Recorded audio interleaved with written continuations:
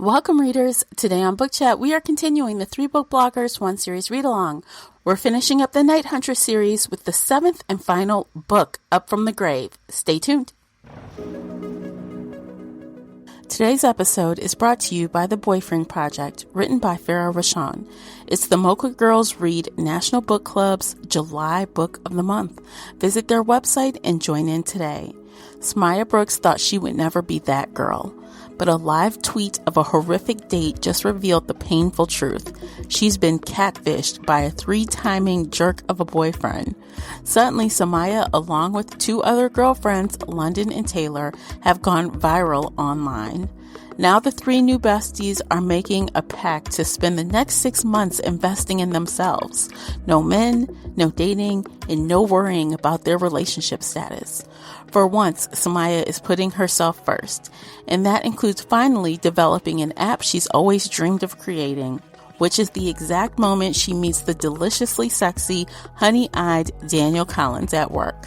What are the chances? When it comes to love, there is no such thing as coincidence. But is Daniel really boyfriend material, or is he maybe just a little too good to be true? The Boyfriend Project is available now in paperback, ebook, and audiobook from your favorite bookseller. Learn more by visiting mogagirlsread.com.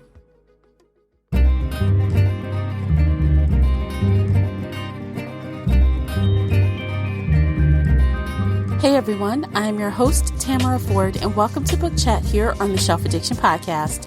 Participate in this book discussion by joining the Facebook group Shelf Addiction Official. Talk about the series with us there, as well as other bookish topics. I hope to hear your thoughts on this book discussion. As always, you can find the 3 of us on Twitter and Instagram. The links for everything are below in the show notes. If you enjoyed today's episode, please support this podcast by sharing it with some book nerd friends or on your favorite social media space. That will really help me out, and I appreciate you for doing so. The uncut video version of this podcast is available now on Patreon. Join us there for exclusive videos, including this podcast after show. We get even more candid with what we have to say. So if you're interested in that at all, you'll need to come on over to Patreon and sign up. Before we get started, I have to issue a spoiler warning. This is a roundtable book discussion, so nothing is off limits. You've been warned. We have a super fun hour ahead of us, including drinks, so let's get started. And I also want to let you know we have a drinking game this hour. Yay, our very first drinking game. So if you are at home in a safe space, definitely grab your drink of choice or a gin and tonic, which is Kat's favorite drink, and join us for this drinking game. How does it work? Anytime you hear any of us say the name Tate, go ahead and take a sip or a shot. You know, up to you how drunk you want to get, but join us and have a great time with this discussion. Welcome back to another 3 Book Blogger, 1 Series Read-Along discussion. Today we are talking about the 7th book in the Night Huntress series, Up from the Grave. This is also the final book in series. Joining me, as always, are my 3 Bloggers, 1 Series Read-Along co-host, Casey and Nicola. Welcome, ladies. Hey, everybody. Jazz hands. Yeah. So we're going to break things up and do things a little different today. So before we jump into talking about the book, we have something really fun, a nice little surprise, or maybe not a surprise if you've been paying attention on social media. But we are going to be like Kat a little bit today. And we are bringing people. It. No, we're not killing people. Yeah, we're not doing that, thank God, because you know me and jail don't mix. We don't mix. But we are. Learned how to green eye people. No, I just wish. No, I wish I could do that. But I will be drinking something out of a green bottle.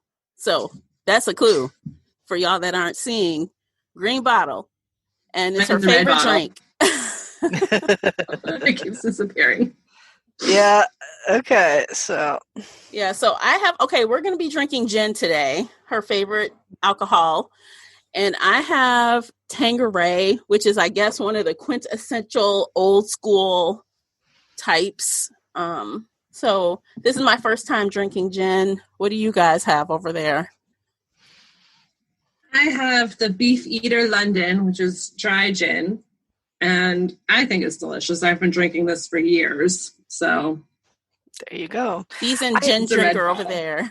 Yes. I am not a gin drinker, so I tried something that kind of sounded good based on descriptions. So, it's hard to describe how things taste, I think. This is called The Botanist, and it is a Scotch, apparently, the Isle of Islay dry gin. It's a little bitty bottle, so I didn't spend too much on it. All right, nice. Yeah, because actually that brand is expensive. When I went to the store and I saw that brand, all the little bottles were gone. And I'm like, the big bottle, like, I'm like, man, that, y'all crazy. No. It's a cool bottle, though. It's like there's raised lettering all around it that has, like, I think ingredients or different names for juniper berries, I think is what it is. Ooh. So it's kind of a cool bottle. So if nothing else, I get a cool bottle out of it. Well, I mean, okay, so like I said, this is my first time, and I literally, you guys, just took a sip of this right before we hit, record, because I didn't like the way it smelled. I think it's the juniper berries. I'm like, oh God, I'm scared. It's going to be gross, but thankfully it's not gross. It's not gross. I can stand it. I had a bad experience with sloe gin in college, which is something completely different than regular gin, but it made me not want to ever have any gin again. And I haven't. I'm not much of a hard liquor drinker anyway, so when I do, I usually drink vodka. But so this is a first for me too. So I don't love tonic water, so I don't like the bitterness of it. So, but I'm doing the traditional thing, right? So it's a shot of gin, it's Schweppes club soda, and a twist of lime.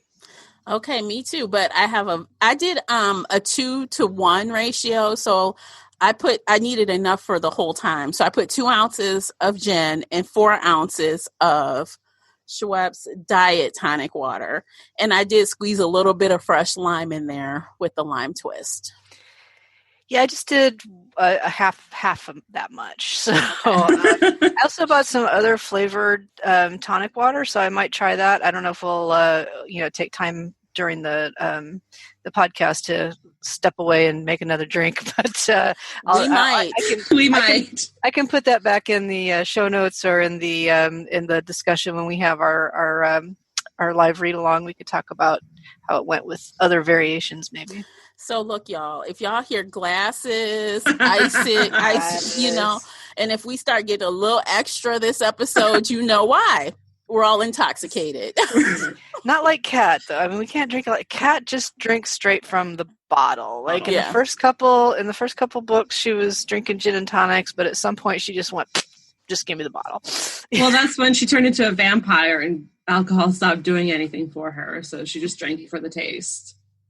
And I don't know why this does not taste that good. I'm just saying. Well, maybe you could get used to it. Like once you find your drink. I think she just has to get used to it. Like she started drinking this when she was 16. Yeah, I get the impression she's not buying my engine either. I don't know about you guys. I could be wrong. I didn't really say one way or the other, but when she was when in the early years, she didn't have a ton of disposable cash. Living out in the country And there's cheaper stuff than gin. Well, at one point in Up from the Grave, Denise showed up with ice cream and gin, and Kat just went straight for the gin. So what a gross combo. He is a vampire. But can you imagine spoonful of ice cream and then sipping like a gin cocktail? Disgusting. All right, so we got our drinks down. Hopefully you guys can get something to drink with us so we'll sound even funnier to you because you'll be drinking. Cheers, guys. Let's have a sip. Can we do an online toast? Everybody? Oh, yes. Cheers. Camera. Cheers. Cheers, ladies. It doesn't work with the background. It doesn't work. If you're on Patreon, you can see our hands disappearing into the camera with our backgrounds. Yeah, if you don't have the what do they call it? The artificial background up, it would probably work better. Yeah.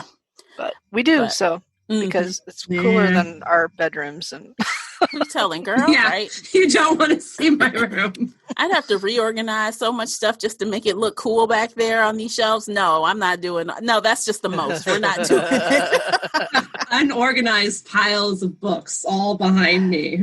Oh, I could do that. I've got enough. There's enough places in my house, but I probably would have to like hold the device up to have it at the right angle, which wouldn't go for. And then I couldn't drink at the same time. So yeah, that's a no-go. You'd see the whole picture go like this while she's gonna drink. Like, is she okay over there? Oh my gosh. No, let's look at Cat and Bones instead. They're prettier. Right? Yeah, right. They definitely are. Yes. Okay, so let's talk about this book, guys. Like I said, this is the 7th book, and we're going to go through and give you all the information you need to know on this book. So to start out, Casey, please run down the book stats for us. All right. Like you said, this is Up from the Grave, the 7th book in the Night Huntress series, and the final book. It was published by Avon in January 2014. The mass market paper book has 372 pages. And the audiobook is 8 hours and 41 minutes, narrated by Tavia Gilbert. All right. Nicola, how about the synopsis? All right. It says, lately life has been unnaturally calm for vampires Cat Caulfield and her husband Bones. Does every one of them start out like that? I think they do. The last 3 have started out the same way. Copy paste. We're on book 7. Copy paste. They should have known better than to relax their guard because a shocking revelation sends them back into action to stop an all-out war. A rogue CIA agent, Asterisk, is involved in a horrifying secret activities that threaten to raise tensions between humans and the undead to dangerous heights.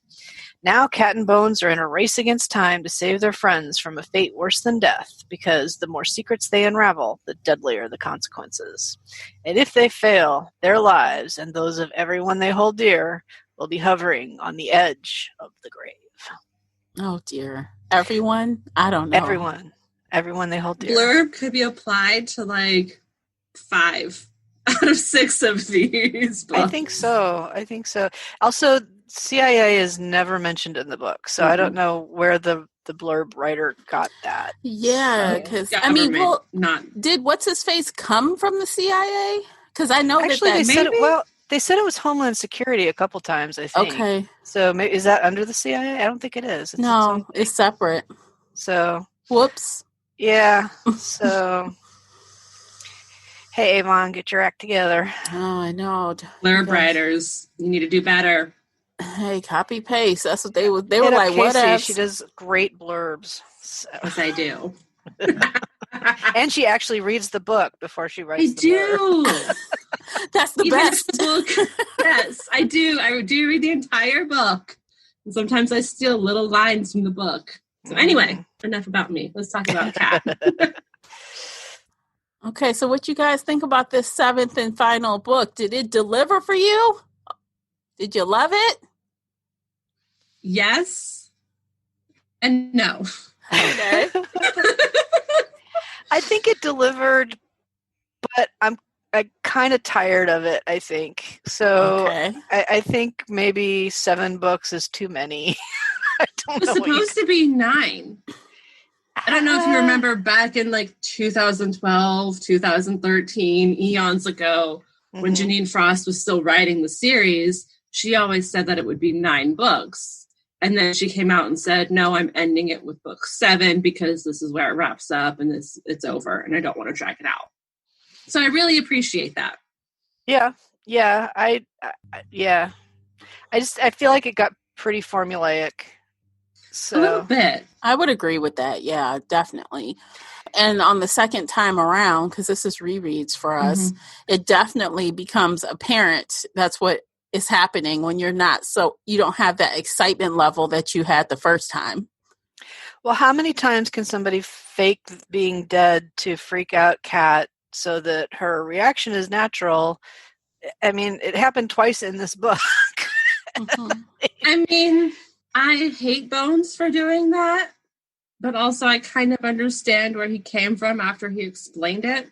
And the first time I read it, however many long ago that was. Like the first time I read it, I was like, oh, that's not Bones, that's Denise. Like I knew for a fact that it was Denise. But no, I was wrong. It wasn't Denise. It was actually Bones. I'm glad you brought that up because I actually kind of feel bad for Denise's character because she's totally just being used and abused. Like she's not even getting any face time on the page unless she's saving someone's ass and killing herself for them. Mm-hmm. I have not read the side novels in this series. I feel like I would have liked this better if I had read Spade and Denise's story. But like you said, no? I mean, I've read it. I adore it. They're cute and adorable, but it's the same trope that's been going on for the last 3 books. Yeah. Mm-hmm. So, because her book came out roughly around the same time as book 4 for Cat and Bones. So it's the same trope over and over again. It's Denise showing up and like, yes, I'm super special and I can die. So kill me off to save your ass. Yeah. Spade will be mad and I'll come back. Yeah. Yeah. It's like those shows where, like, for example, I will just say like Vampire Diaries or something. No one ever freaking stays dead. So it's Supernatural. Right. So it's like the feelings and the angst we're supposed to get from thinking that somebody is dying is lost at this point in time because it's like, okay, we know that's not what it is. Especially, and maybe it's just because it's the second read. But do we really believe that Bones is going to die? No. We don't believe that. She's not going to do it twice. Well, she did do it twice, but the character isn't going to actually die. Right. On a second time. You know what I mean? He died twice in this series. Mm-hmm. Yep. So, not again.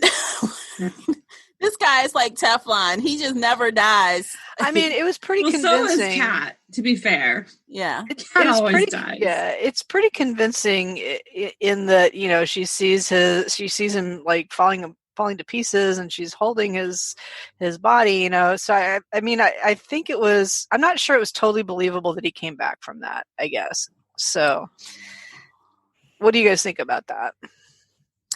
I think it was a little extra. I'm like, it was very extra.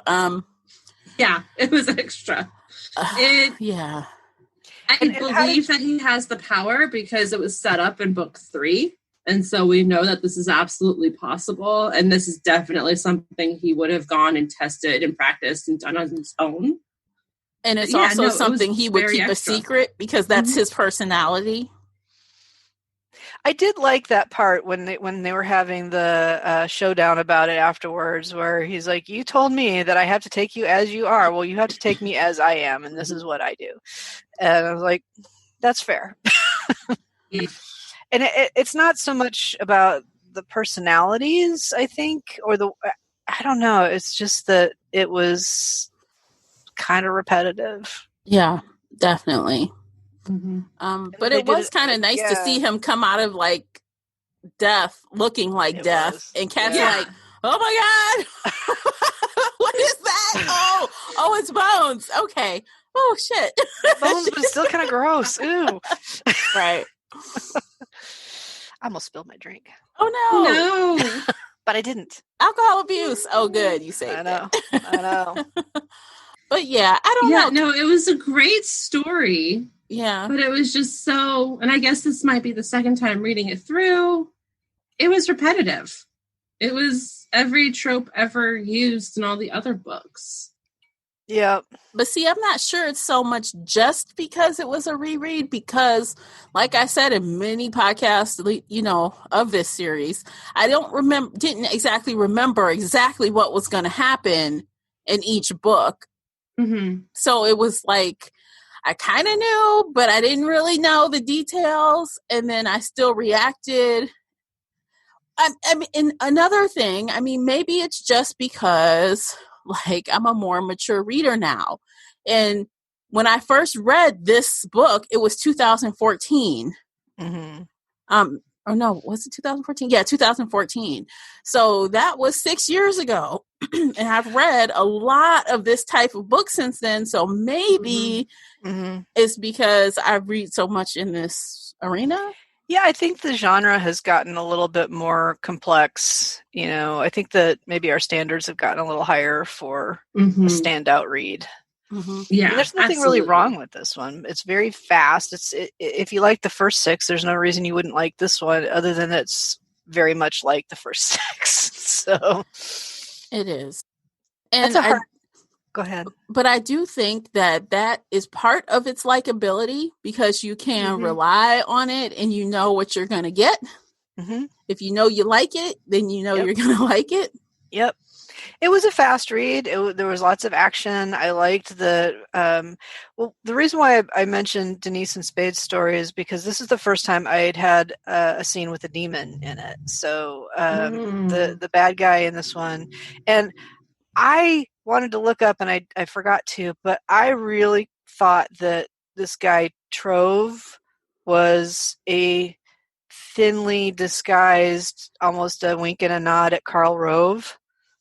Possible. Who was? I mean, Supernatural has made fun of Dick Cheney. Yeah, the demons. So yeah, I don't know. I think by 2014 maybe it was passé, but that was my take on it. Like Cheney, I think would have been maybe even better, but maybe it's because Cheney's not very good looking. like a demon wouldn't choose to look like that. I don't know if Rove is either, but I don't know. That was where my brain went. That didn't occur to either one of you guys? It didn't, but now that you say it, maybe. Yeah, now that you say it, maybe. But I try not to think about any of them. Yeah. Karl Rove, Dick Cheney, Bush. Yeah. Anybody new in the last 4 years? Anybody new? Wink, wink. Yeah. I'm right there with you. Yeah. So anyway, I just wanted to mention that. Possible. I don't remember anything, specific about Karl Rove that would have been like, oh yeah, that's definitely him, other than the play on his name. Okay, now I forgot the character's name because I finished this book like a week ago. What was the guy's name that was Don's arch nemesis? What was his name again? Madigan, thank you.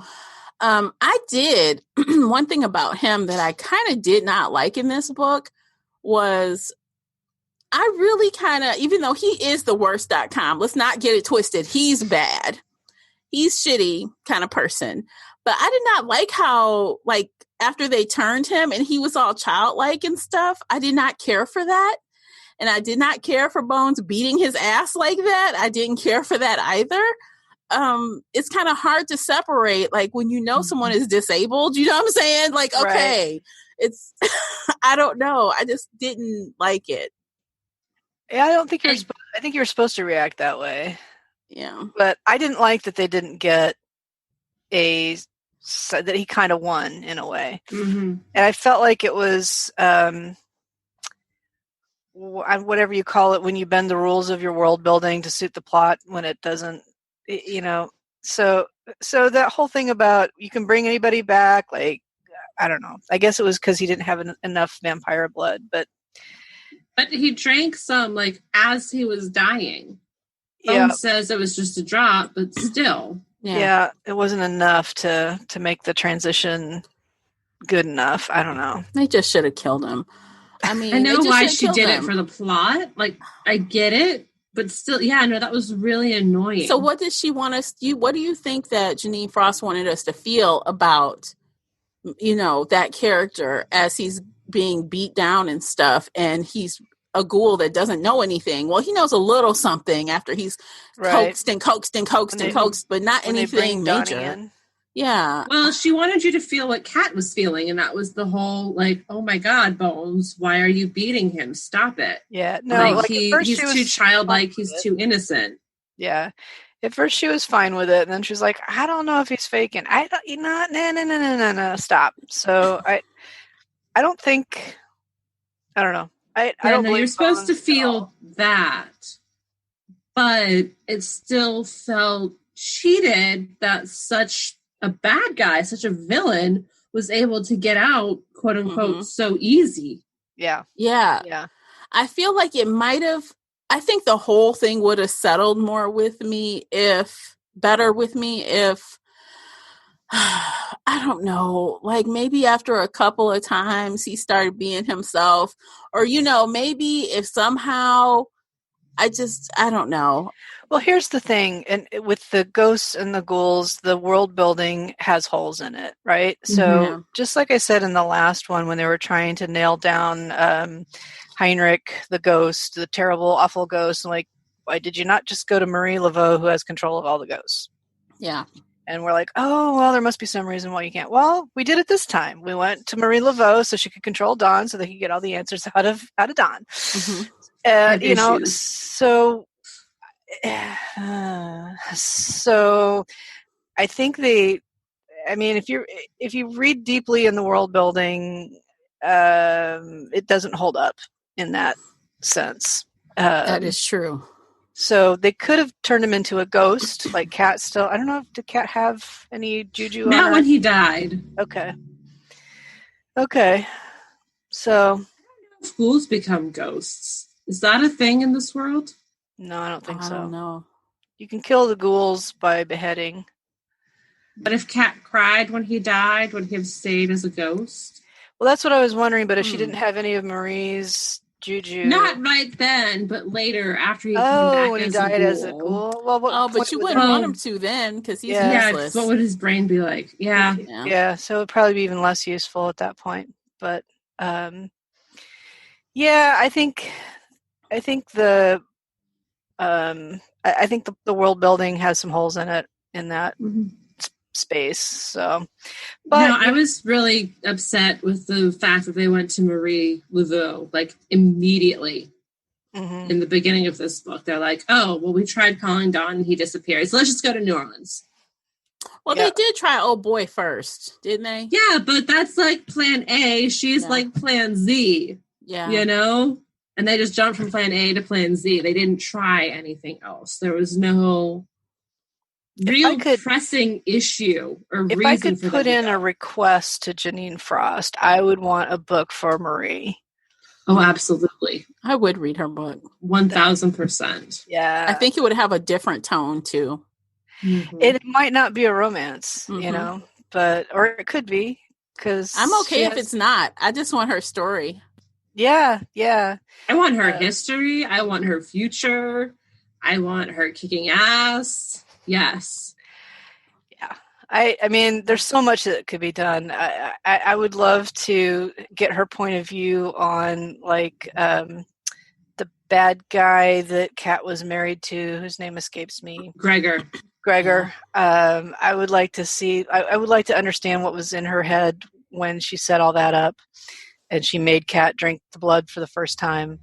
But I would also be okay if it just started where this book left off and she's like furious at having been played and then, you know, maybe she's, I don't know what it would be, but I guess I would like it to be a romance. It wouldn't have to be, but I would love to see her meet her match, I guess.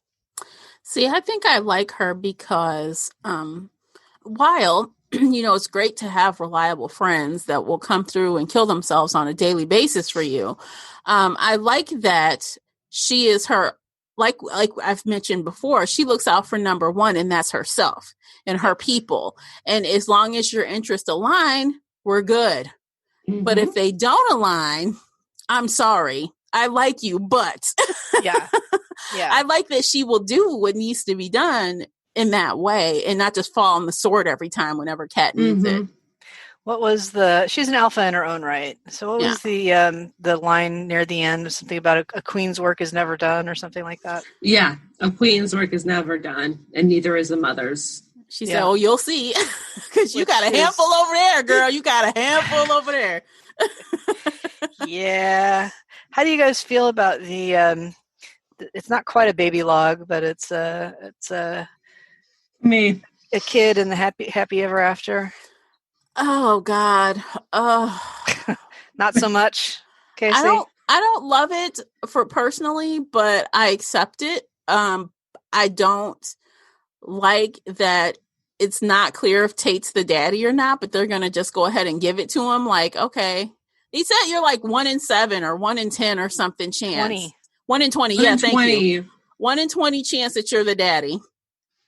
And they can't, for some reason, test it. There was some reason they gave why it couldn't be tested. Which was also bogus. It was, it was because now that he's a vampire, his DNA is totally different. So it's like, I'm sorry, but like Don doesn't have DNA from all those guys going Before, back to right. Also, technically, Katie's DNA has also been completely altered because she is now part vampire and part ghoul and part human. And it's just all so convoluted that none of it can ever be tested ever. Which is silly. If you could make that, I mean, so this is where the fiction part of science fiction happens, right? I mean, it's whatever you want it to be, because whatever the author wants it to be. The author doesn't want to deal with it, is what. But it would have been pretty easy to just say, yeah, Tate, we saw the records and it's you. Yeah. Or why leave Not it? you, buddy, but you're welcome to hang around anyway. If you want to go there, or just not go there at all, just like, we don't know who the father is, but we know that you're the mother. And, if you're going to leave it ambiguous, make it ambiguous. If you want to make it be Tate, then make it be Tate. I don't understand why it was like, probably Tate, but we're not going to prove it, and we can't possibly prove it. Yeah, and if that's the case, then you're just going to let him be around like a little possible dad. Like, so you're going to have like 2 dads, Uncle. like a dad and a stepdad hanging around, being assholes to each other all the time. I just... What was that, Casey? That, oh my God, my dislike of Tate is not unknown here. The Tate hate. The Tate hate is strong. Tate hate. Hashtag Tate hate. Hashtag Tate hate. Oh, it's perfect. No, he doesn't change at all throughout all 7 books. He shows up in the first book. Like, he doesn't change. He has no character arc. And he still gets what he wants at the very end. I'm so mad.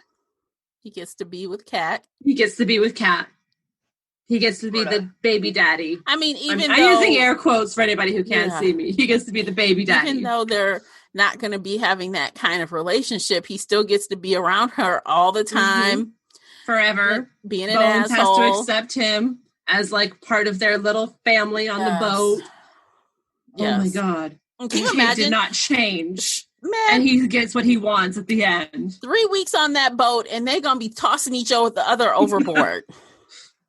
Good thing they don't need to breathe. Yeah. Because you think Tate's just going to stop? You think he's just going to be cool with being the dad and the friend? Wheel. I mean, the dad and the stepdad. No. There's a lot going on that boat right now. Katie is like so such a handful. Kill first, ask questions later. She's a killer, and that's how she was trained. That's all she knows. And it's not just training; it's genetic manipulation. Mm-hmm. Well, I mean, it's going to take a whole lot to undo some of that programming that was done to her, and it's going to be decades and decades of trying to retrain her brain to not attack first and ask questions second. Did they talk at all during the series about child vampires? I can't remember if that came up at all. I don't think so. I don't remember it. Like they're not born, right? They don't have every vampire is turned by somebody. They're not born. Except for Kat and Joan of Arc. Joan of Arc. But they're not full they weren't really vampires until they were actually turned. Mm-hmm. Like So yeah, I don't know. We don't know if she'll grow, how much she'll grow or not, if she'll get old or not, like past a certain age. And that's that whole Twilight thing. Like, you don't know how old the kid's going to get. I think she will, because she's already been growing, right? So she has had some genetic modifications. Right. So she looks older than she is. Does she drink blood? That was never said. I don't think I think she's, I don't know, my interpretation of it, which is not explicit on the page, is that she's like Kat in that sense, that she's got the vampire potential, but she is not a vampire yet. No, but that's why I was saying the like whole Twilight effect. I don't know if you read Breaking Dawn, but their daughter at the end she was born, okay, like Katie is born, even though she, was a test tube baby or whatever. Right. But what happens is, that author explained it away as, okay, you'll be aging until you hit about this age, and then your body slows down and you just kind of stay that way for, we don't know how long, but you're going to live a really long time, because they had like this happened to this guy, and he's, I don't know, 150 years old, but he looks 25. Like, he grew normally until he got to a certain age, and then he just kind of stopped. So that's what I was kind of wondering in my mind, was that kind of implied? Because before, Kat turned, she was aging slowly. She wasn't aging at a normal rate. Right. So maybe it's going to be like that for Katie. Maybe not. I don't know. We don't know because we weren't told. Yes, I don't know. I would love to see a spin-off series with Katie as the heroine. Like 1 or 2 decades down the road. I'd love to read that. Absolutely.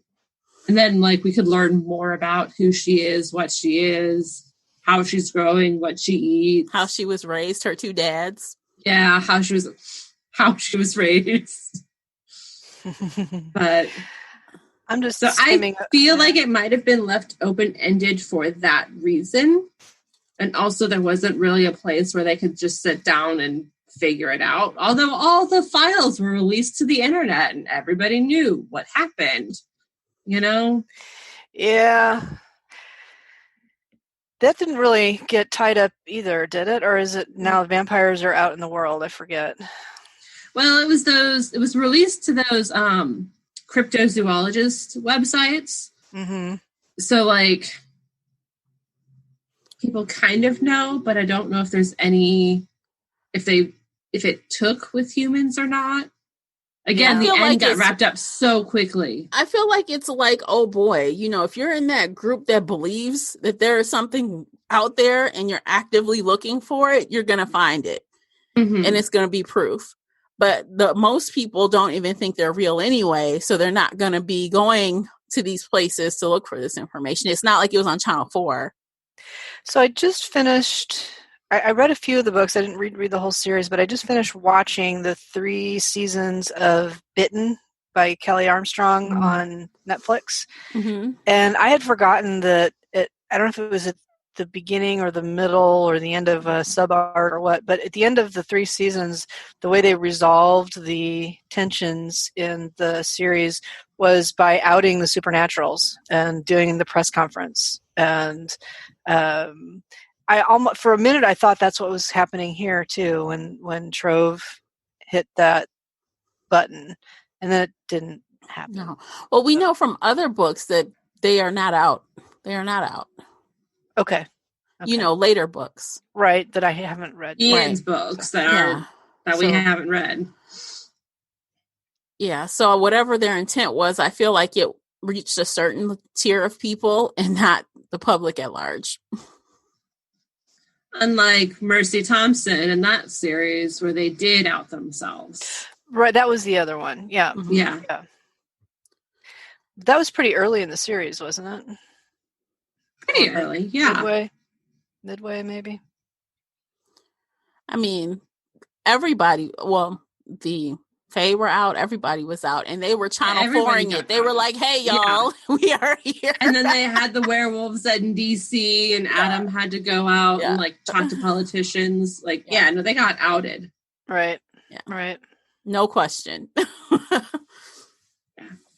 Here, again, I feel like it could have gone there, and she was trying to go there, but then she had to wrap up too quickly. And there needs to be some kind of spin-off that's later, either with Katie grown up or 10 years down the road with Cat and Bones dealing with a teenager. Because she'd be 17 in 10 years. I don't want her to How be fun a would that be? Let's just skip it. Let's just skip it to when she's an adult. And then she can tell us her teen years through memories. That would be the YA from hell. Yeah, I don't want it. I don't want that. I want her to be full-ass grown adults, learn from her lessons, and we can read about her horrible teens, like, her overbearing fathers. Yeah. her mother, who's like, yeah, let's kill everybody. Let's just do it. Can you imagine tag team killing people? They're like, let's go out and just kill things. Let's kill people. Oh, and my grandma. Oh, yeah. And my grandmother, that's a damn vampire, too. Yes. He's been trained by whatever government agency, not the CIA. Black Ops. Training with grandma. Can you imagine her on a boat with Bones for more than a week before he, like, rips her head off and throws her overboard? I mean, Bones, like, he's already had to, like, assert his power over her. Like, when he first met her, he's like, this chick is nuts. Like, she understands one thing, and that's power. And I'm going to show her who's got more power. Huh? I thought you meant Justina for a second. No. But, you know, it's funny how he, Bones drew that, like, line to Kat. Like, well, hey, you had to learn the hard way. Your daughter going to have to learn the hard way. So this the hard way. Not only that, but Bones has had a lot of experience with new vampires. People who are new to their powers that don't know how to control them and don't know how to, don't have a moral ethic. Yeah. This isn't bad. I'm going to say. The more you drink it, it grows on you. Well, I think it's the tonic water. I think as it's like less fizzy or something, it tastes milder after it's been sitting in the glass for a little while. Maybe it's that the ice is melted. I don't know. To me, it still tastes like I'm eating berries out like some wild backyard. I don't even know if they're poisonous or not. I'm just eating some berries that taste weird. Like berries to me. It does to me. It tastes funky, like I swallowed some perfume or something. Maybe it's the difference in the gins. The gin and the tonic water, because didn't you say your tonic water had some berries in it, or was that no? It's diet. Tonic? Oh, mine is plain. I have some that's got like a citrus, but I haven't tried it yet. Yeah, no, mine doesn't taste like berries at all. But that's because mine's dry gin. It's not. Mine says dry. Too, is that the difference? Mine says dry. It's not. Well, this is London dry gin, but it still tastes like... that's what I have. It smells funky, and it smells like berries. It smells funky, but it doesn't taste like berries to me. It tastes like weeds. That's it, weeds! Like what I think weeds would taste like. Pine trees. What I imagine weeds would taste like. Because I have not eaten weeds. Let's be clear. I have not eaten weeds. My you first house. Just go out in the backyard and, eat some grass. My first house in Washington State had just all these enormous ancient juniper bushes. They didn't get berries on them, but they're like evergreen trees, but they're shrubs. And if you trim them, then they just have these dead-looking naked branches. They were ugly as hell. So, or maybe the former owners didn't keep them trimmed the way they should have. I don't know, but that's my big association with juniper. The junipers that ate my backyard. Yeah. Irrelevant to the story, Tamara. You can cut this later. But you know what else annoyed me in this book, you guys, was Don. What? I feel like Don was so aggravating to me. Yeah. Whole book. Agreed. We kind of touched on this last time, I think. Or maybe it was the 5th book after he died, and he just still kept refusing to tell the secrets. And he still was like, I can't. No, Kat, I can't. And he didn't even know that Katie existed, right? He didn't know? I don't think he did. No. Yeah. So why is he so resistant to telling Kat anything? I think he won't even tell her where the other bases are. I don't think he knew where the bases were because they moved after he fired Madigan. But the big secret he was hiding is that the Brahms and everything else was all from cat's blood. She thought it was... That's tiny. That's fucking tiny. I know. Excuse my F-bomb. And the genetic manipulation. What they were... Casey, when do you care about F-bombs? Ever. Since I've been drinking. Okay. Anyway, sorry, Nicola. That makes you less profane? That's weird. Like, yeah, what? I don't know. Anyway, so yeah, Don. But yes, Don was very fucking annoying. He was. Yeah, I didn't like that. So at the end there, Don's still around though, right? He's around. Yeah, he can't leave, and that was. I feel like there should be some kind of loophole to let the ghosts go. Like there should be some exorcism to let. Now them that cross she has over. the power again, I feel like that would be a thing. Yeah, I mean, it's not a plot hole. It's set up that way that when they're stuck, they're stuck. But I wish that there was a way that there was to break that for Fabian too, and for Elizabeth. Mm-hmm. Oh, they might want to stick around because they're in a relationship. They may not want to go anywhere. I'm just saying, or If you even want to. I mean, for they chose to stay. Kat kept Dawn with her tears. right. And No, so they didn't choose. that's different.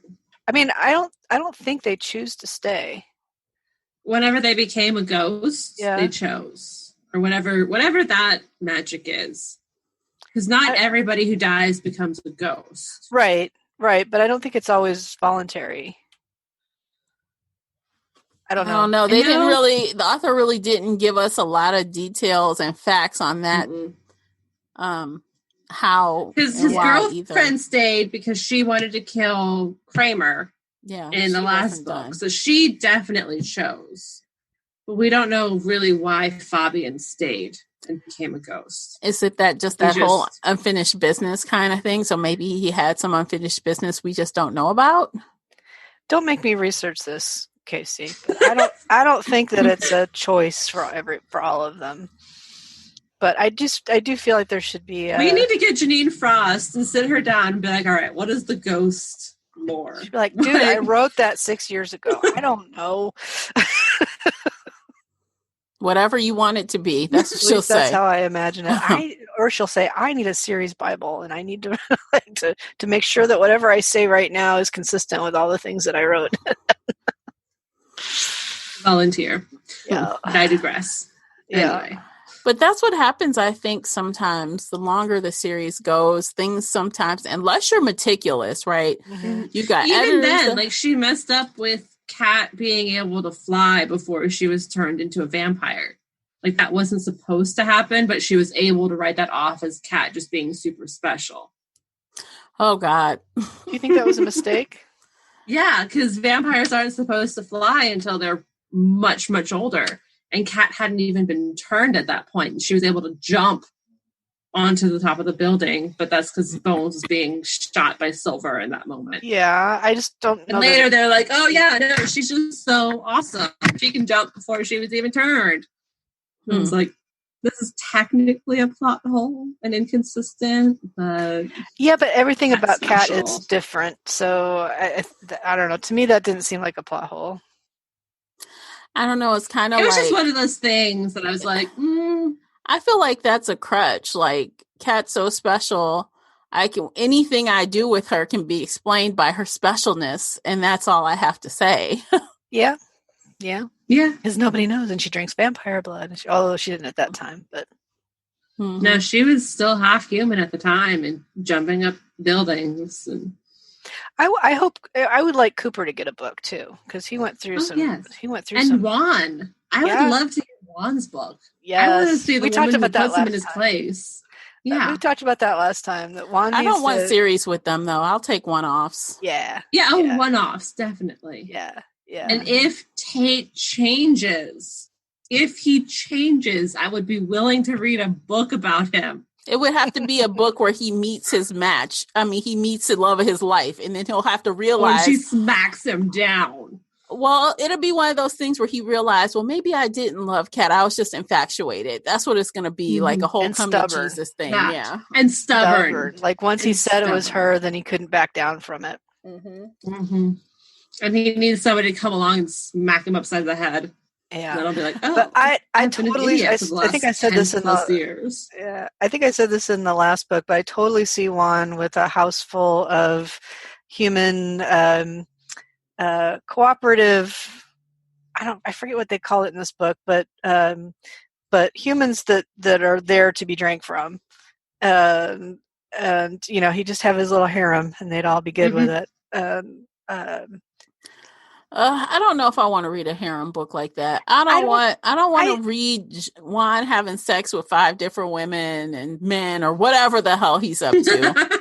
But I think that would totally be Juan. Like, I'm not saying this is the kind of book I want to read and let's have Juan do it. I'm thinking like this is the kind of life Juan would have, and then maybe he meets the one and he has to get rid of the harem. I don't know, but oh, what a fiasco! Or she's just as crazy as he is, and right? they keep the harem together. Right? Oh, They're like, let's do a throuple, or can we do 4? Can we do a 4? Sister wives. Oh, Lord. Oh, I can't. I don't know. Sometimes I think it's okay not to have books on some of these characters. Like, I feel like if I didn't get a book for Juan, I don't think my feelings would be hurt because I feel like I already know what to expect from him. And I don't think everyone needs to be paired up. I guess that's me not being a classic romance reader. I don't need all of the pairings and everyone to have a soulmate kind of thing. Yeah. I can see that. I just want him happy. I don't think we're going to get him. Don't get me wrong, but I like to imagine what it would be like if he had one. If he had a book, and what his future holds. Yeah, I don't know. So, listeners out there, what do you think? Do you think Juan should have a harem? Do you think he should have the one? If you could pick one character to get a book, who would it be? Who, me? I would pick Cooper. Would you? Mm-hmm. I'd pick Cooper. Because I hate Tate. Juan would be happy with this. Actually, that would be fun to read a book about Cooper because he's different from the others. Yeah, he was the last changed. He was tortured as a human, where they were all vampires. Mm-hmm. Yeah. Or even Dave the Ghoul. That would be interesting and different to read about. Honestly, Dave doesn't interest me that much. For whatever reason, he doesn't seem like he has a ton of personality to me. Yeah, he's kind of dull. I agree. To me, he's dull. He's a good guy, but he's dull. He's a good guy. Yeah. You could say the same for Cooper, I guess. Something about him makes me curious. I think it's mainly this book in the way what would turn into his backstory in this. Oh, he's got a bigger backstory because from what I read, I felt like Cooper's black. He's got a backstory. Oh yeah. One bigger than turning into a vampire. Yeah. So he would be fun to read, I think, because he's probably got a lot of baggage or some, deep stories. Oh yeah. Oh, that would be awesome. So that could be Cooper. Fun. I pick Cooper. Who do you, all audience people, pick? Yes. Let us know. Followers. Tell us, who do you want? Maybe we could petition Janine. She'd be like, leave me alone. You can always ask. We'll be like, you have 7 people. Tonic. Please write this book. You have 7 people who want it. Like, look, I choked down a gin and tonic for this. Please. I feel like I'm drinking medicine over here, but I'm doing it for the greater good. For the greater good. Yeah. Let's see what else was going on in this book. I mean, this is another one of the things where we kind of see everybody. Everyone gets a cameo. Everyone shows up at one point. Then we have that, goodbye scene where everyone comes in for the goodbye. What did you think of the goodbye with Marie? It's fine. I liked it, and like I said at the beginning, I have always liked her character. There's a lot of complexity to her character. So, in one way, I'm not sure I loved that she was kind of completely. I don't know if defeated is the right word, but if they totally kind of pinned her down, boxed her in. Yeah, they had her really boxed in, and I don't know if I liked that or not, because I kind of liked that she was an equal adversary, I didn't mind it because I feel like, again, I just feel like she is one of those people that she can't really be trusted. Like, not like that. Like, she is not a part of the family, right? She is not in the family. So for them to do what needs to be done, I'm not going to hate on it. And she's not going to hate on it because she was like, oh, that's pretty damn smart. Okay.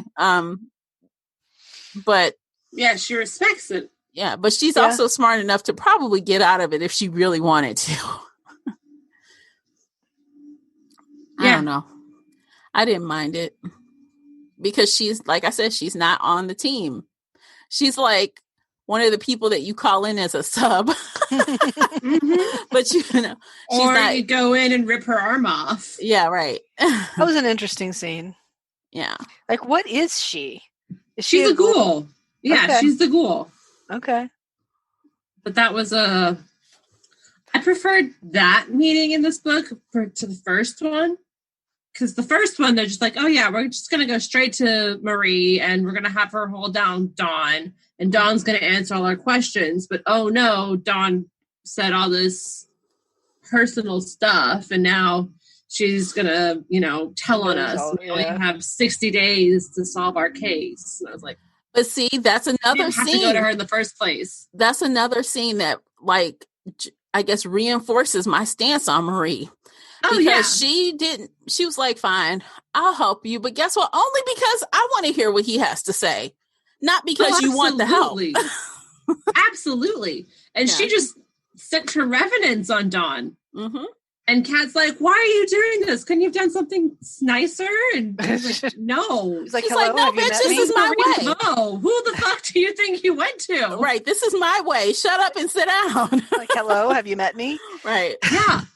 Yeah. Which is why, no, the way they went to her in the first place, I did not agree with at all for the plot or anything. Mm-hmm. Like, if there had been more oomph behind it, as the editorial term calls for, oomph, you need oomph. Yeah. I mean, I don't want to think too hard about Marie and her specific magic because it doesn't, I start having a lot of questions. No, but she doesn't fit in the box prettily, if that makes sense. But no, I love her. I would love to see a book about her. Absolutely. I think she's my favorite non-main character, like my favorite. Yeah. Yeah. Mm-hmm. I like her definitely. better than even the people on the team. I like her better. Well, she's more of an equal. It's like the team are subordinate to Cat and Bones, right? Yep. And a lot of the early parts of the series are Cat and Bones sort of fighting for dominance between the two of them. And when they finally get to a state where they can really cooperate and neither one of them is the boss, that's cool. But like everybody else is definitely not the boss, right? So, right. Mm-hmm. What did you think of the scenes where the demon drained Bones of all his power? Like Bones had no power near the end there. It was really interesting. And it made me realize that, Cat and Bones aren't at the top of the food chain the way they want to pretend they are in the last 6 books. The demons are at the top of the food chain, and it shows from their power. Yeah. Oh, yeah. It also made me realize that, like, Bones swoops in and saves the day a lot in this series. Like, he did it in the facility. He did it. I mean, Kat does her share of rescuing, but it seems like Bones is always like the nuclear option, right? He comes in and he doesn't have any qualms about collateral damage. He's not worried about not too worried, as long as he can keep it secret. About taking out innocents in order to protect the people he cares about or his family line, right? Mm-hmm. Yeah. So he's more ruthless than Kat. Absolutely. Kat's learning to be ruthless. Like the longer she's with Bones, the more she's transforming. I think that's just how it happens when you're with someone for a long time. Because, like, little side note, I feel like I'm a little more cutthroat since I've been with Kevin. I'm not gonna lie. Like, he be shady, he throwing out the shade, and I'll be cutting people up too. And I'm like, dang, I didn't used to be like that. That's because of you. That's your fault. This is me watching 10 seasons of Supernatural in like 2 months, and I'm like, kill everybody. Kill fucking everybody. Yeah, I'm not sure that like real world experience translates exactly the same way, but I feel like it's more of a military mindset where you have to start, you have to become a little bit dispassionate about the cost of an operation, right? And I agreed with Bones, like, to make me the heartless bitch. I agreed with him before they found out that Katie was Kat's daughter. You know, he was like, yeah, I'll kill this bitch. I'll kill her dead just to make sure you're safe. Yep. But she's just an innocent child. And yeah, Kat was like, no, you can't kill her. And Bo's like, I don't give a shit. I will do what I need to do to make sure you're safe. Period. Like, I'm 300 years old. You are all children. Right. Yes. Yeah. Exactly. Yeah. I don't know. I didn't completely buy, you know, the whole like maternal wave that came over Kat when she like found out that it's genetic material. Although of course, if you're paying attention, you knew immediately because the child had reddish hair, right? Mm-hmm. Boom. Mm-hmm. You know. And but even Kat didn't know. She didn't like, I think, really accept it. And she's like, oh, she has my eyes. Oh, you know, she made some comment about the little girl's eyes. Mm-hmm. Yeah, the eyes were glowing. Were they glowing red or green? I forget. Right, but when they stopped glowing, she saw they were the same gray as hers. Yeah. So that was when she was in person. When she was watching the video, she's like, oh, yeah, no, she's just a kid. But going back to the very beginning, the prologue of this book told from Katie's point of view. Mm-hmm. And the new threat comes in and he says, what the fuck have you done? Mm-hmm. I immediately went, oh, shit. Like, yeah. Oh, yeah. This is it. And so I look for stuff like that. And I was immediately like, oh, shit, what did you do? Is this like a child of Kat? Mm-hmm. Is that Tate talking? Because it sounds like Tate, because I hate him and I know the sound of his voice. I hate him so much. I know the sound of his voice. Yeah. Please, this almost sounds like the beginning of a story. No, enemies to lovers. No. Casey and Tate. Oh my gosh. You for putting that on me. No, we need some fan fiction. I know the with sound Casey of that and Tate. voice. Somebody write a fanfic story. The editor and the vampire. I know the sound of your voice through. What the fuck? Nobody says what the fuck like he does. Oh my gosh, what a pair. God. Yeah, this is empty. Yeah, my glass is empty too. Damn it. Surprisingly, mine's is still really full. But you had a big giant one to begin with. I did have a big giant one. I should have made a teeny one, but mine is a little baby one. Bug. No. I don't know. That's what they all say in the beginning. Lord. I spent the last 6 books saying I've hated Tate. I know. that hates to love story. That's right. That's the trope. Enemies to lovers. That's the fucking trope. Mm-hmm. It is. I'm just torturing Casey now. It's so much fun. If you guys aren't physically watching us right now, I am laughing and crying at the same time and just covering my face in sheer. So if any of you out there write fanfic, bring it. We want to. We'll read it. Do it. We'll torture her with it. We'll torture Casey with it. I would totally read that shit for a podcast. Oh, let's read this fan fiction. It's right. It's story time. I'll drink this entire bottle of gin and read it. If you write a fan fiction, don't do that. We don't want any alcohol poisoning on the show. Not the entire bottle. Look, you'll have to sign a waiver before you do that, okay? I am not responsible. Okay, half the bottle. Okay. Half the bottle. Well, if it's only half, okay. Okay. We're good. God. Okay, moving on. I'm not wrong. No. Moving on. You're not wrong. And that's why this is the worst. Because they're totally right. I know, the editor and this is how the enemies to lovers start. I know. I've hated him from the beginning. The wheels are turning in your editor brain, and you're like, this could totally work. Wait, Casey, you going to write your own fanfic? Are you going to do it? You going to do it? No, fuck.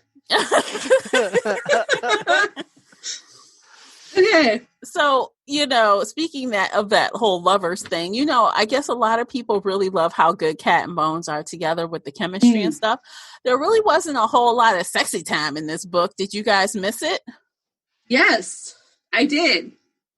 It was very bland and blah, and there's nothing special. And she's like, oh no, Ian could hear. And Bones is all like, yeah, don't skimp on the compliments. Mm-hmm. I didn't miss it. I feel like they're familiar enough with each other now, and we're familiar enough with them. Like an old married couple. No one needs all that crazy shit after. That was the phrase in my head. Actually, I was thinking that exact term. I was like, well, they're still attracted, and there was still lots of explicit narrative from Kat saying how much she was attracted to him and how hot he was and everything. And there was a number of times when they made love, but we didn't get like the explicit play-by-play that we have in past. No books. Chapter 32 spice. No, none of that. Yeah, it was all very much like, and then it was good. And the next morning, so not quite fade to black, but pretty close. Yeah. I'm okay with it too. Wasn't it the last book that they had sex while flying? Yeah, I feel like she dropped herself. Like she did that, and then she couldn't figure out something else. Yeah, because we were talking smack about her jeans and stuff. Like, how does that work? Yeah. Well, then we got more about flying in this book, and who was it that wet himself while she was carrying him? One of the human that they wanted to interview, right? The guy they snatched out of the facility in Virginia or someplace. Yeah. The first place that they found. That was a funny scene when Ian got Barbara to, oh my gosh. Oh, that was hilarious. That was a fiasco. I mean, he went all out trying to get her. And I mean, he did it though. It was fun, and they were reading her thoughts at the same time. That was a pretty funny scene. It was a game to him. He was like, totally. Let me just figure out exactly what to do to pull her in like a big old fish. Like, let me just go fishing. Yeah. Oh, this is on me. I got this. I rip my shirt open and come out. That perpetrator must have must me. Mm-hmm. Oh my God. How I must look. I mean, with him with his clothes all off, hanging off in the street, my God. His hair all messed up. Yeah, and the jeans pulled down. I mean, though, I can kind of imagine, because have you ever just seen someone out that you just think is, whoa, that guy is hot? You just kind of stop oh shit, that guy's hot. Oh yes. So that's what she was dealing with. Yeah, that's what maybe. I feel like that's a story for another day. Yeah, that's an after show story. We might have to tell those in the after show. Mm-hmm. Have another shot of gin. Tell us. I do need to try that other tonic water. Okay, y'all. We might go there in the after show. We might do it. Anyway. Well, let's see. What else was happening in this book? I mean, I feel like the story, even though I was surprised that the whole Madigan thing got wrapped up so quickly, because it felt like that was 50% of the book or something. I just don't remember that part getting wrapped up so quickly. And then it was like a whole nother story on the back end. So it almost to me felt like two different stories in one, almost. Almost, but that's kind of typical Cat and Bones. They have 3 or 4 plot lines going at once. And yeah, but it has such a hard cut, a hard. This one did. Yeah, absolutely. Yeah. No, it definitely did. And that didn't cohesively fit together. And there are the weird things. Yeah, I just want my red pen. And I'll go to Janine with a very nice editorial letter. Just be like, let me help you. Yeah, the thing about Trove, the demon, popped up with, just kind of out of the blue with Mankiri's teenage hacker dude that managed to piece together some files. So I found that kind of believable. I don't know if I just definitely. I didn't read it too deeply, and they didn't go into detail about how he did it, which I think is good. So I well, the teenage hacker felt more realistic than almost anything else in this book because, absolutely, the teenagers are hacking and the vampires are pretending that cell phones don't even exist. Yeah. And I don't know, Mankiri's dropped into that modern slang again, like so deadpan. I always think it's funny when that happens. It's hilarious. But there were some weird things with the plot where it didn't quite fit cohesively, where it didn't quite, mesh the way all of her other plots do, even if she has 4 plots at once. And Trove didn't show up in Denise's book, correct? He's just a totally brand new demon. Brand new. But again, though, like, dude, looking at Ian's books, I'm like, oh, I see so much now in this book, like about Trove and stuff and learning. It's like I didn't really pay a bunch of attention first time around, but now I encourage you to read Ian's books. Part of me wants to go back and read all the side books in the world, but part of me is a little bit burned out on the series, so I might wait. Give it a couple months. I might wait a little Denise while. And Spade, they're really cute together, and Kira's and Kira's, they're really cute together. Like, their books are worth it. But if you're burned out, don't read it because it's very typical Janine Frost, and I mean that in the best way. Yeah, like if you love her books, you're gonna love those series. Yeah, totally. So, definitely take a break though. Yeah. Take a break and then go read them in a couple months. But I do feel like Ian's books are have a little different feel to them to me, just a little bit. They're still Janine Frost, but I think that, the woman that's playing off of him is very, very different from Kat and Kira and everybody. I mean, she's very, very different. Veritas? Veritas. She's very different. And I think that brings a different, refreshing kind of vibe. It rejuvenates it for me a little bit. You should read all 4 of Vlad's books because the end of the 4th book kind of sets up Ian's books.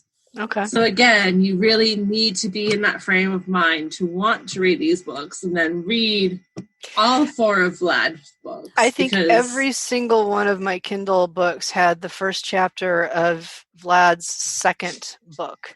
And I've read that those first couple of paragraphs or skimmed them. I've glanced at them 7 times now. I'm like, okay. We see Vlad's wedding in this book. Yeah, we do. Yeah. Which was awesome. This might be an unpopular opinion, but I like Vlad, I do, but I liked Ian's couple of books that are out better than Vlad's books. I haven't read Ian yet. I got tired. Saying I will. I got tired of Vlad. I think I told you I had to go back and read that last book because I skipped. I said, I'll get to it. And it does tie in, but you don't need it. I got Night Prince as an arc in 2014. And I read that before I read any of the Cat and Bones books. So that was a little weird. It was okay. But it didn't make me go, ooh, I gotta read more, so I adore Vlad. I guess I'm the odd man out here, but I adore him. I like him better after reading him in Cat and Bones than I did just by opening up his own book. So I think that the development he goes through as Cat's friend, or at least it does help, or at least the development of I'm not sure his character develops, but our understanding of him develops as readers, if that makes sense. I mean, because the way he treats, not to be all spoilery, but how he interacts with Layla is really so old-fashioned. It's really so gross. It's really so tiring. He does change. He does. Yes. I mean, yes, it's annoying and fucking awful at the beginning. But I think he deserves a stake in the ass. Yeah, but to Absolutely. Nicola's point, this series helped you settle in and like him better versus starting there. Yeah. Because you get to see more of his personality here, and just starting there, he's like meh without absolutely. So let us know what you guys think about that. How do you feel about like jumping into his Vlad story? adorbs, heart Vlad. Vlad lovers. Vlad lover. It's funny. I really hate and Vlad love. Like Ian is such a gross person, but I really feel like he's more my pace. I feel like I can I can deal with it. Well, I guess it's because he's blunt and very honest with who he is. Mm-hmm. Is that it? Or maybe. I mean, I don't know. I just feel like I could deal with him better than Vlad. I feel like I know how to handle a person like Ian versus a person like Vlad. The comments about Ian, and I think it was Gregor, being collectors is skeevy to me. That's gross. So I would want to, in order to like Ian, and maybe this comes out in his books, I would need to have that explained in a way that doesn't gross me out. But that's what's funny. I'm going to tell you, and I'm not going to spoil anything, but that collector thing, it doesn't fucking come up again. Well, then that's a problem. I'm like, collecting what? I mean, other than like sex partners. It says in his entire personality from book 2 when Kat met him, and he's like, he's not that person at all. That person when she met him, that is not Ian. That is not who I see in these Ian books. But that's just me. He has changed over the last 5 books. Yeah. But it was brought up and up from the grave that he's a collector. Yeah, and but that never Katie because he was a collector of fine that feeling of chasing, the chase and to get something that he wants, that whole thing that we were served up. Yeah. It doesn't come out again. If he likes the chase, that's different from being a collector to me, but maybe I'm splitting hairs. I don't know. I mean, yeah, but yeah. So to me, a collector is somebody that like has things and keeps them as possessions, Oh, he don't have that. I mean, what was he collecting then? What exactly? Because I need to know. They never really got explained. Lots of quote unquote special things. And again, that's why Kat found him in book 2. That's why he went after Katie in this book. And it's I don't know. I wish she had used a different characterization there because I don't know. Anyway, probably not a big deal. I mean, it was mentioned in 2 books. Right. It's a big deal. Right. It's a. I can let it go if I have to. Is what. Well, when you read it, let me know and see if you see any of these collector tendencies because I didn't see it at all. Okay. Okay. Yeah, but it was verbally stated in 2 books. Mm-hmm. So I don't know. Maybe he just outright changed his mind after he figured out he liked Veritas. Maybe I don't know. Maybe his goals changed. I don't know. Maybe. Let's hope so. I do want to read his books, so I will let you know how I feel about him. Yeah, please do. So with this being the end, did you get any of those feels that you did the first time around at the end of the book? Were you feeling like, oh, this is the end? Now, me personally, I'll just answer first. No, that's because I know we'll see them again. But the first time around, I didn't know when and if we'd see them again. So I think, for me, no. But did you guys get the feels at the end? The first time, yes, a little bit, but this time, no. I'm with you right there because I know we'll see them again fairly recently, like in Ian's books. And if she does other spinoffs, they'll be back. Like, this isn't the end. They're not riding off into the sunset and we'll never see them ever again. Like this book implies. Yeah. Those are cameos, right? They're not. They're cameos, but they're still around. So you still know they're happy.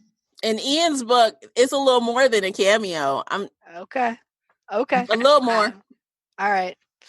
I if I could just go read this book that you keep hinting about, I would. But apparently I have to read 4 Vlad books and 2 Ian books and the Spade books. So just take your time. Take your time. Books. Oh, right. That's 6 books before Ian's books. Yeah, that's a lot. Just skip to the good part. I'm gonna. Why? You guys just told me I shouldn't. Well, I don't know. I'm a traditionalist. I love reading everything in order. Yeah, I do. Yeah. Reading in order is nice. But I think because you've read so much of this world, if you didn't read in order, you wouldn't be confused. You would just, you would know where things plug in, right? You'd be like, oh yeah, I remember this, and you would just know where it plugged in. But because Vlad's wedding happens in book 3 or book 4 of his series. Yeah. So you've already skipped the first 2 at least. Yeah. Mm-hmm. So you could probably jump into Ian's books and be fine right now. And again, like Denise and Spade and Kira's and Kira, you know what happens to them. You know they're together and they're happy and that Denise is a demon. Yeah. Like you know that. So you could read Ian's and be fine. But I'm the traditionalist here. Mm-hmm. Yeah, so read in order, like Casey says, because I'll be like, what else? Because you see, I skipped Vlad's book 4. I was like, I'll come back to it. That's the important one. I did come back to it though. That's where shit goes down. And I did come back to it, and I was like, okay, but I was kind of, I was over it after that 3rd Vlad book. Maybe pace them out. Read one of Vlad's books and then read like a contemporary book or something totally different. I think we'll go through at least the next couple of books. So is this a good segue? Well, no, wait, Nicola, did you say you got the feels at the end of this book or not? Yeah. So the first book, they were apart at the end of the first book, right? She had left the first him. Cat and Bones. Yeah, she had left him. That was heartbreaking. That was not like this. Mm-hmm. So, and when I read the series the first time, it was after they'd all been published. So I knew it was a series. I didn't have any notion that they wouldn't come back together, right? So I don't think they're comparable to me. I liked the end. I felt like it was a little bit. I don't know if I love the Katie twist, to be honest, but I do like that they're just kind of trying to get out of the protecting the universe business and focus on each other. Yeah, I'm sorry. Go ahead. I guess the Katie thing. They could have done it without Tate. Well, I guess the Katie thing is what makes it different from all the other books, right? Because every book ends with, oh, and now we can relax. And every book starts with, well, they thought they could relax, but now they can't. So having Katie makes it maybe a little bit more believable that they'll stick to that. But I feel like I could go on a rampage about these heroines needing to have a damn baby or a child. Please do that. Because oh my God, we need to make that one of our chats. Yeah, we need to make that one of our chats. Noise. Okay, not everybody needs a damn baby to have a happily ever after or a child to skip off and high five, virtual high five. High five. So yes, I don't think Kat needed that. She didn't need it. She didn't really even talk about wanting it. She was definitely feeling it before she found out about Katie. Yeah. She was definitely feeling the need to retire and step away. And then Madigan came in. She's like, oh, well, I'll just kill this one last bad guy. But no, now she has a baby. Yeah, but she wasn't saying, oh, I wish I had a baby before I turned into a vampire. I always missed that. She did, though. That came up in the books before she was turned. And that was one of the reasons she was hesitant about being turned into a vampire. That did come up. I don't remember it. And it clear I don't remember it at all. At all. I have to go find it. I may block that out. Yeah, no, find that and teach us. Because there is happily ever after with just a couple. It's okay. And just not to get all on a tangent, but like these people who are all outraged because they want Mercy to have a baby. I'm like, shut the fuck up. Why does she have to have a baby? Okay, but I'm sorry, I'm off topic, but that just enrages me. Like that whole baby scenario enrages me. Yes. I think it's effective in that it signals a new life stage, right? So I think that's why it's so common. That's one of the reasons. There's other obvious reasons that used to be synonymous with a woman's happily ever after, is the finding the husband, having the family, staying in the kitchen, blah blah blah. But I don't like that either. So sorry. No, but I do think that having a child changes your priorities. It changes how your lifestyle. So I think that putting that at the end of the series is a effective shorthand for saying, and now from now on things are going to be a lot different. But they actually aren't. Okay, they actually aren't, and that's all I'm going to say. Okay. So. I'm not talking specifically about Cat and Bones. I'm talking about the in general, the trope or the commonality of it. No, we need to have like a full-on discussion about this in one of our the baby chats. trope. Okay, yeah, baby trope. Yeah, okay, y'all, stay tuned. Okay, so let's hear your thoughts. I want to hear what the listeners are thinking about the baby logs. Please let us know. Did you love Katie at the addition of Katie and them running off into the sunset with their new child, or what? Did you or not? Yay or nay? Yay or nay? They changed the name of the boat to the retirement or something like that. They changed it the retirement, but they changed it from Reaper to something like that. Reaper to Old and Busted. Sorry. I've had a full glass of gin here. On the alcohol. That's all I can say. Yes. Oh God. Okay. Y'all take a drink, take a shot so you can catch up. Do a drink. Come on, catch up. So we should, before we my glass is empty. Yeah. We should figure out the drinking game. We should figure out every time Casey says Tate, everybody listening to take a drink. You know what? Yeah. We'll put that in our Facebook listen along. Every time Casey says Tate. Okay, bet. Everybody We'll prepare everybody. So everyone should have your drinks right now because I prepared you ahead of time. Let's do it. Okay. Oh, God. All right. So should we, is there anything else or should we rate this thing before we move on to our next little topic? I think that's it. I think we covered everything pretty comprehensively. Yeah. Okay. Let's rate the book. Let's rate the finale.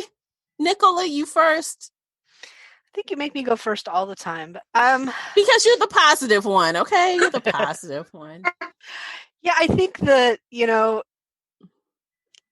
inside the series, compared to other books in the series, this is closer to a 3 for me. I think that compared to, I don't know, I told you I was a little bit bored by it. I think that compared to other series, compared to other paranormals, it's probably more like a 4, but it's not my favorite in the series. It's a little bit repetitive at this point to me. It's a little bit drug out, and I'm not sure I really loved Katie as the way to close everything off. Mm-hmm.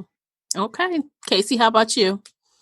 It's 4 stars for me, which is on the lower end for this series, because I usually rate them 5 stars, because it's Janine Frost, and I love her. But like Nicola, this book in particular was a little dragged out. I'm not very happy with Katie. It was a little repetitive. Fuck Tate, all that. Oh, yes, everybody take a shot. All of that. It's just, it was good. It was a good ending for the series. It wasn't the best or the strongest in the series, but it definitely left it open-ended for spinoffs. And I'm hoping that there will be those spinoffs and it will be interesting. Like if Cooper got a book, if Katie got a book, if Marie got a book. Mm-hmm. I'd love Marie's book. Like it was really good. It was really strong. I will never not read Janine Frost. Mm-hmm. But this one in particular just left me kind of Okay. Yeah, I have to agree with both of you. First time around, I rated this 5. This time around, I'm kind of like between a 3 and a 4, but I'm always going to round up. So I'll round up to the 4. It was a fast read, as it always is. So it gets, points for that. And a lot of the things that are, I guess, standard with Janine Frost appear here. So she gets points for that. You know what you're getting. But I agree. I think some of it was a little repetitive. I didn't really love the Katie ending. I think there could have been something more, I guess, just to kind of bid a temporary farewell to these characters than this. But it was fine. It was fine. It was as expected. I feel like what's missing is a series arc. Like all of these stories were very unconnected from each other, and well, Madigan was kind of connected for the last right, but then he became a subplot. So the series arc was really Cat and Bones learned to get along with each other, and I feel like that got resolved at least a book or two ago, and maybe that's why I didn't feel like this one was really adding anything to the series. Yeah. Agreed. Definitely. Agreed. But for those that just love Cat and Bones, you just love this series, you gotta read it. You got to. Yeah, you have to read it. And it's great the first time around. But if you start thinking about it and getting annoyed with the repetitive fake out deaths. Don't overthink it. We overthought it from a 5 to a 3.5. So. Yeah. But that happens sometimes. I mean, like some people I have heard say that they've reread this series 5, 6, 7, 8, 9 plus times. And I'm like, how? Freaking how? They love it, which is fantastic. Like, I get that. Bones is one of the best heroes I've ever read. Like, continuous I don't get heroes. It. After this second reread, I don't get it. I love Cat and Bones, but I feel like it's one of those things where it's better in my memory than revisiting them over and over again. I will not reread this again. Although I think of them fondly. I will not come back again. Yes. And I rarely reread, to be honest. So maybe I'm understanding that that's probably a good thing for me. But I rarely reread books. So and this was a super fun series. They're great characters. They're very fast paced, but they're not super complex. There's not a lot of layers to these stories. And so I think when they are who they say they are. Right. When you read it the second time, I don't think you're finding new things that you didn't see before, Right. So exactly. I would agree. But if you're a reader who rereads and you do see that, let us know. Yeah, I'd like to. If you disagree, I'd love to hear it. Yeah, let us know what you. I'd love to tell you why you're wrong. Yeah, let us. Tell us why we're wrong. Yeah, I'd love to know what you discovered on a second or third reread that you didn't on the first. Like, what nuances did you pick up, if any? And if you're reading this 10 times in a row, what makes you pick it up for 10 times? Yeah, and are you really reading it, or are you just skimming it to get to the good parts? Come on, 42. Admit it. 32. Chapter 32. Right. You got it. All right, so we are done with that. We're done with that. Yay! We're going to pack that away in our nice little box and put it on our shelf over here. And we are going to unpack our next series. Woohoo! Yay! I am super excited about this one, guys. And we just talked shit about rereading books, but this is going to be a reread for me, and I am living for it. I'm living for it. But not me. Drum roll, please. We are reading The Daughter of Smoke and Bone series by Laini Taylor. Yes, we are going to read all 3 books plus book 2.5, which is a little novella. So we're going to read 4 books. It's so cute. It is adorable. And I got to say, my favorite character, I feel like, is Susanna. I love her. She is the best. And I'm excited to dive back into this world. Yes. I'm excited. And if I read the sample and it seemed good. Yeah. So and cute. If you don't know, this is full on fantasy. This is what some would even consider high fantasy, I think. Yeah, pretty much. It's young adult, but it's almost full on fantasy. There are hints of Earth, but there's a brand new world that you're going to. Angels, demons, good, bad, different names like Karoo, and I'm like, oh my god, I love it so much. You go to great places like Marrakesh and like all these. You go to Russia. It's so awesome. It's so awesome in all the ways, and I feel like it's going to hold up for us. I think we're going to love it again. I hope so. I loved it the first time. It was all 5 stars the first time. Yes, me too. And I looked, I'm like, 5 all the way down. I loved it. And this is one that you guys should start on time, I think. If you're a slow reader, start on time. Book 1 is like 418 pages. They're kind of long. Yeah. So I read the first, maybe 2 chapters in the sample, and I'm intrigued by the magic, the world building, the characters. There's a little bit of the sort of typical teenage romance thing at the beginning, and I enjoy how she's sort of dealing with his ego. So there's a little teen YA angst, but it's not as bad as some of the other YA series. Like it's not even close. It's not like the whole series that we did.